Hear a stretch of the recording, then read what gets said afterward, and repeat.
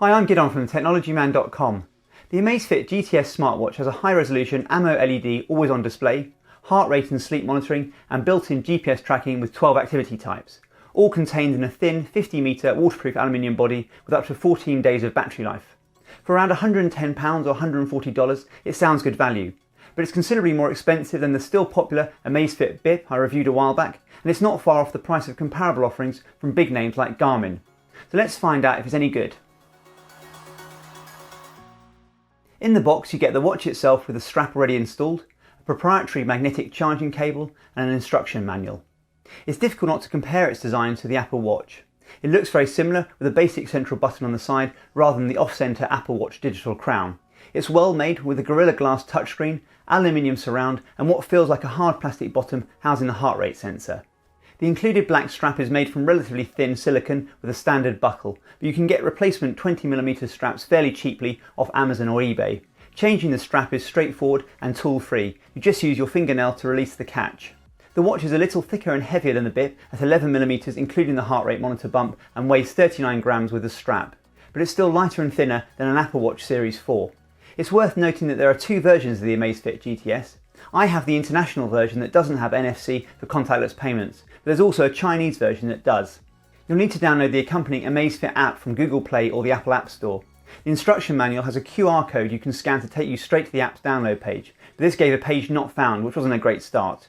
After manually downloading and launching the Amazfit Watch app, you'll be prompted to sign in. Turning the watch on for the first time with the side button prompted a factory reset, which seemed a little strange. After the reset, you're ready to pair the app with the watch. Tap the plus icon and choose the Amazfit GTS from the watch's submenu. Hold the phone over the watch's QR code and accept the pairing request. Let the app download any updates to the watch, which takes about 5 minutes. Charging the 220 mAh lithium-ion polymer battery takes around 2 hours from flat. The charging cable has a magnetic receptacle that will only snap into place one way around. Most of the configuration for the watch is done through the Amazfit app. Tap on the Profile tab and then Amazfit GTS under My Devices. You'll see the current charge status. I quite like the default watch face, but you have a wide range of watch faces to change it to. Just tap on the watch face you like and let it sync across. You can turn on incoming call alerts, which will display the name of any known contact if you also have that setting turned on. You can't answer phone calls, you can only reject them if you're busy, but it's still useful seeing who's calling you. You can set alarms, the watch will vibrate when the alarm goes off. Under app alerts, you can control what notifications you'll get. I have WhatsApp turned on. For some reason you'll need to go into more incoming SMS to turn on notifications for SMS messages. You can't respond to any messages. Find Watch will vibrate your watch if it's in Bluetooth range. Activity heart rate sharing will let compatible devices use the watch's heart rate monitor as an external sensor. For example, if you wanted to run with the iSmooth Run app on your phone, you can search for external sensors and tap on the Amazfit GTS. You will need to start an activity on the watch for the heart rate to get updated. You also need to confirm which wrist you have your watch on, and you can configure when Lift Wrist to View info is active. If you're going to wear the watch for sleep tracking, I'll change this to daytime hours only. Heart rate detection method can be set to automatic heart detection and sleep assistant for the most accurate continuous heart rate monitoring 24 hours a day at the expense of battery life. I leave the detection frequency at a minute and turn activity detection on. Display settings lets you choose your watch pages. You can rearrange their order and hide pages you don't want to see. The vibration setting lets you configure custom vibration alerts that you can set for varying notifications. Tap on the plus button and then tap the watch icon to define your own alert. Here's also where you can configure your location for the weather forecast. If we go back, you can also set your steps goal under My Goals, Activity Goal, and under Accounts you can connect to Strava, so theoretically you can sync your activities across. However, although I could easily connect my Strava account, the app instantly forgot the setting, which meant this feature didn't work. I did contact support, but 2 weeks on there's still no fix. The AMOLED display, protected by Gorilla Glass, is by far the most impressive feature of the watch. Its 341 ppi screen looks as sharp and clear as that of an Apple Watch Series 4, costing over 3 times the price.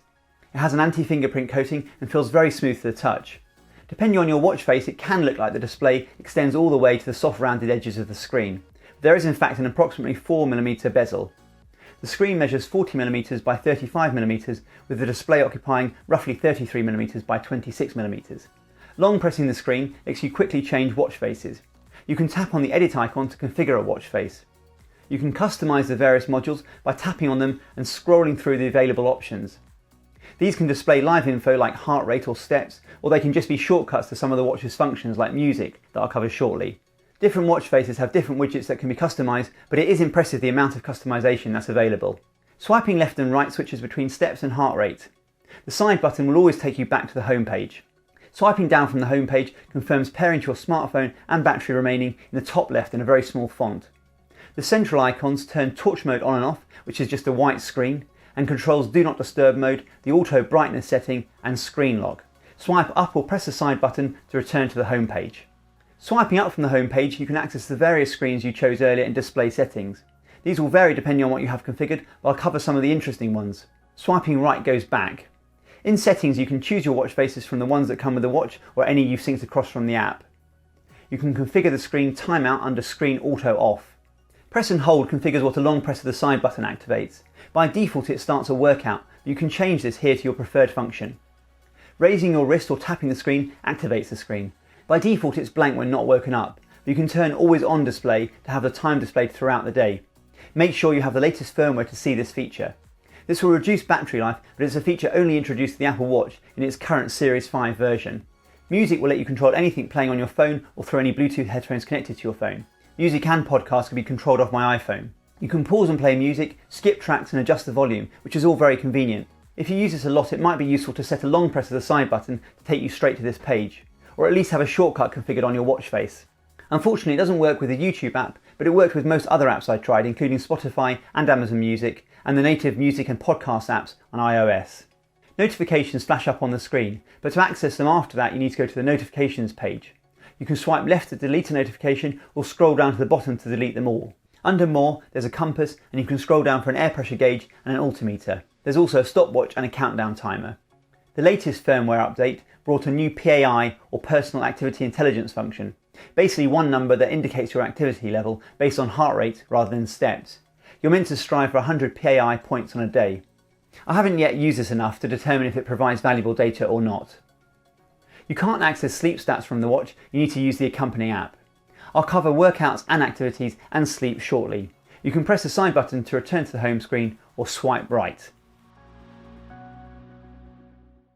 The Amazfit Bip seems to last forever between charges, but I wasn't sure how the GTS would fare with a significantly upgraded screen. Amazfit quote 14 days of daily use with heart rate and sleep monitoring on and 3 30-minute GPS workouts a week. It's hard to explicitly test this since it depends so much on how you use your watch, but I've had everything on, including the always on display. I've worn it 24 hours a day for sleep monitoring too, and I've done long bike rides and runs with GPS on. I've only charged it a couple of times in the last 2 weeks and it wasn't even empty when I did. That is to say battery life is still very good. I'm not sure it's quite 2 weeks and it's not as long as the almost 1 month of the Amazfit Bip, but it's considerably more than most smartwatches I've tried. I need to charge my Apple Watch almost every day.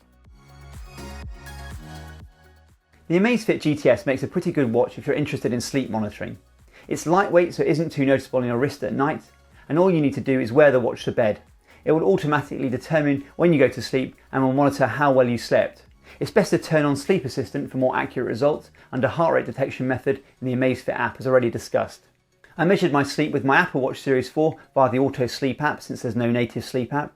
The Sleep Cycle app on my iPhone rested on my bedside table and the Amazfit GTS. Results varied but were generally in line with each other. I haven't found any sleep monitoring solutions that reliably measure awake time, for me at least, and I don't put an awful lot of trust into how these apps determine light and deep sleep and whether it really matters anyway. But they're handy for checking how much sleep you got, and the Amazfit GTS is a good solution for sleep tracking if that's something you're after in a smartwatch. The Bip was a competent smartwatch with great battery life, but it wasn't a great GPS watch. There were only a few activities you could track, heart rate monitoring wasn't particularly accurate, and most annoyingly, it was difficult exporting your activities to platforms like Strava. The GTS offers 12 activity types that you can choose from, including swimming, now the watch is fully waterproof.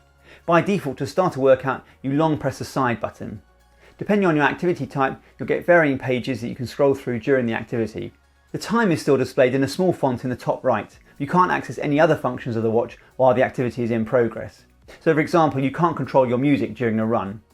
You long press the side button to end the workout.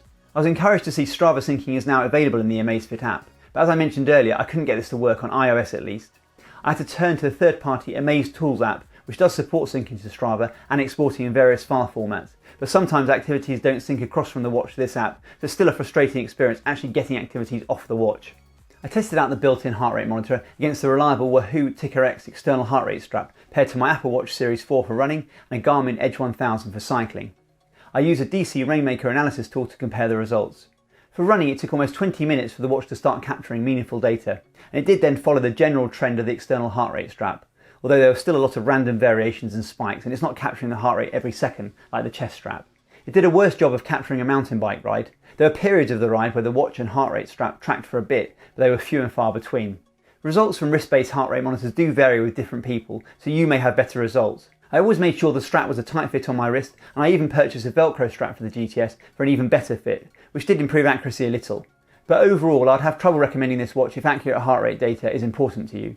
And unfortunately, unlike some models in Amazfit's range, like the Stratos 3 and Verge 2, you can't just pair an external heart rate strap if you do want reliable data. It's worth pointing out that the Apple Watch, which is far more expensive and is meant to have one of the best wrist-based heart rate monitors available, often isn't perfect itself. Continuous heart rate monitoring seemed to work okay, and it's nice to get an indication of your resting heart rate, usually a good indicator of your current fitness level. There's no capability to measure ECG like on the Apple Watch. The good news is that if you're not too concerned with heart rate, the GPS track was pretty close to the Garmin and Apple Watch. GPS does take a little time to get a lock, but you can still start the activity and the watch will vibrate when it locks onto the satellites, usually within a minute. And since GPS is built into the watch, you can leave your phone behind. And step tracking, now pretty mature technology, appeared in line with both an Apple Watch and a smartphone. As a smartwatch, the Amazfit GTS does a good job. At first glance, it's very difficult to tell apart from an Apple Watch costing far more. And when the display lights up, it's hard not to be wowed. And there's a huge range of watch faces which are easy to configure to your tastes. If you're mainly using the watch as a smartwatch and for step tracking, I think you'd be more than happy with it. Glancing down at your wrist to see a notification or who's calling you is very handy, as is quickly seeing what the weather's doing or controlling your music with your phone still in your pocket. If you're buying it as a GPS watch for running or cycling, it works fine for tracking GPS, but heart rate monitoring wasn't reliable, for me at least. And I really hope they sort out easily syncing to Strava or other ways to export your activities. Which brings me to the price. If you're mainly after a good-looking smartwatch with excellent battery life, the price tag is competitive, especially when you consider the display. If you're after a watch for tracking your workouts with some smartwatch functionality, there are similar priced options from Garmin and others that will most likely be a better option. For example, the Garmin Forerunner 35, albeit with a non-touch monochrome LCD screen. But I'd be interested to hear what you think. Would you pay the extra over the bit for the AMOLED screen? Do you care about heart rate tracking? Let me know down below. And as always, if you have any questions, please ask. I read every comment and I'll do my best to respond. I do hope you found this video useful. Please like the video if you did. I'm releasing videos every week on the latest technology and how to get the most out of it, so please make sure you subscribe. It helps more than you think. And don't forget to tap the bell icon if you want to get notified as soon as a new video gets uploaded. Thanks for watching.